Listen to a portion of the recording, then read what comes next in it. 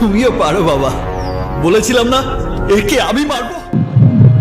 বর্তমানে বিশ্বায়নের যুগে সিনেমার প্রচারণা জনপ্রিয় সোশ্যাল প্ল্যাটফর্মগুলো থেকেই আসে।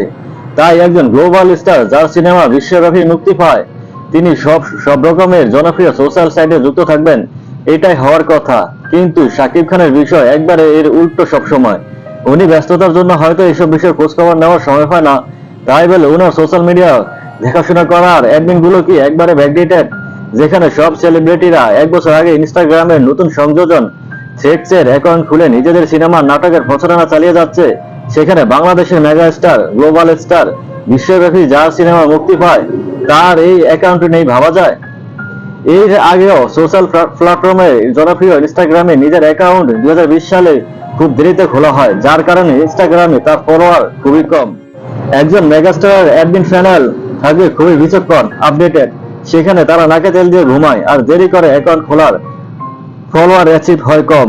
তাই সবাই পোস্টটা শেয়ার করেন যাতে করে আমরা ইনস্টাগ্রামে নতুন সংযোজন জনপ্রিয় এই সাইটে আমাদের ভালোবাসার মেগাস্টার শাকিব খানের অ্যাকাউন্ট দেখতে পাই খুব শীঘ্রই।